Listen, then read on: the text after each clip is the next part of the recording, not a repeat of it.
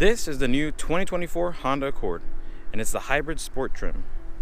I've been driving it around for a few days, and I'm going to tell you 5 things that I like and 5 things I don't really like about this car. And here you'll find out whether it actually deserves that sport badge. So first, let's check the interior.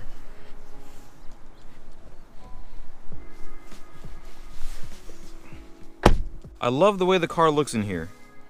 We have a nice layout, materials are decent. Nothing super high end or super high quality, but it looks nice, it's pretty good. You also have these really cool vents that go across the entire dashboard. I think it gives the car a really unique look. And then bonus, look at those pedals. It's a sign of a true sports car. Next is the tech and features. You have all the basic safety features like blind spot monitoring, auto braking, adaptive cruise control, lane centering, which works really well. I barely have to do any work when driving. I just have to grab the steering wheel every minute or so. The car will also let you know when it senses that you're tired, and it will remind you to check the back seats if any of the rear doors are open after you unlock the car and drive away. You have this really nice screen in the middle that can display multiple things at once. So for example, I have CarPlay right now. Now I have CarPlay on the left side, and then here I'm just showing my power flow. So if I wanted to put a compass, if I'm playing any music, it'll show up here. And it's really nice looking. The gauge cluster display is pretty nice as well. It's not super configurable, but it shows a decent amount of information. Third is the seats and practicality. The seats are very comfortable and they look nice as well.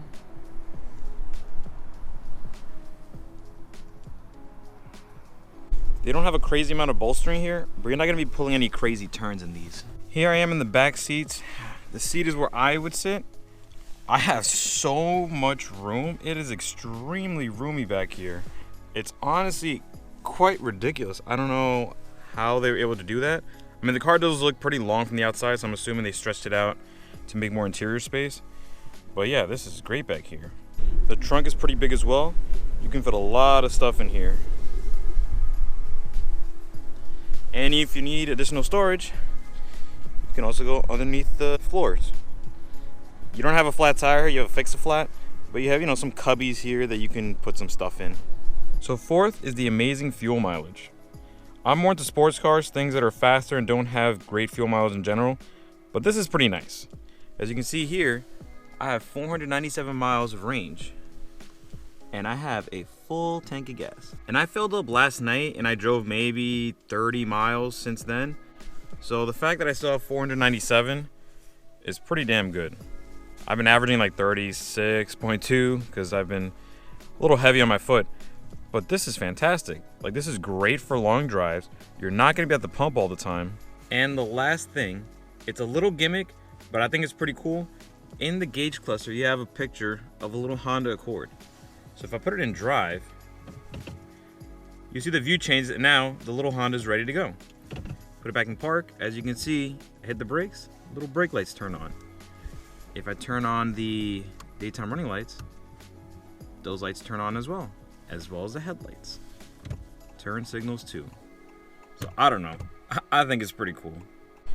So there you have it. 5 things that I like about the new Honda Accord Hybrid Sport. And now, onto the 5 things that are not so great. So first is the exterior design. Some people might like it. I'm not a huge fan. I don't love the way this new Accord looks. It is a modern design, but I think it looks a little bit odd. But I will say, I like these wheels. They're pretty nice. But I prefer the look of the previous 10th gen Accord. The headlights here, I don't know, they just look a little too thin. And then the grille kind of just juts out a little oddly. So, yeah, not a big fan. Also from the rear, I don't know how to feel about these lights in the back. The previous gen didn't look that great either, but I don't love these taillights. Second, the elephant in the room, the fact that they have a sport model that's a hybrid. That doesn't seem very sporty to me. There's no turbo 4-cylinder, no V6 either. I honestly think they should have just kept the 4-cylinder turbo from the previous gen as an option for the sport trim. And since we're talking about sport trims and lack of engine options, let's take a look at what we have here.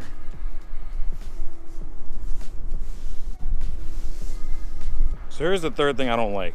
The fact that this car does not have all that much power or torque. Here we have a hybrid drivetrain that has a combined 204 horsepower and 247 pound-feet of torque. Those numbers are not all that impressive.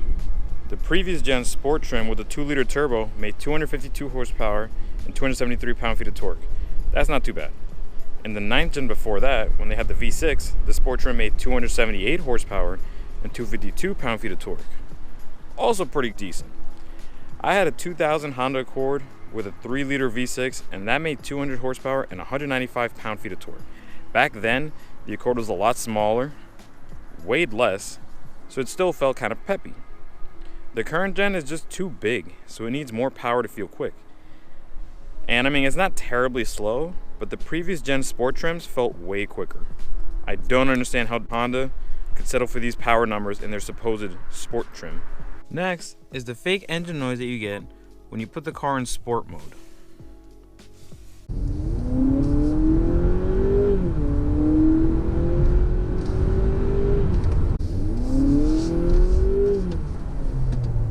In normal mode, you don't hear anything, but in sport, you get this piped-in engine sound. I've never been a fan of this in any car. If it's not real, I don't want to hear it. And lastly is the fake paddle shifters. I say fake because they don't actually shift the transmission. They're used to adjust the strength of the regenerative braking.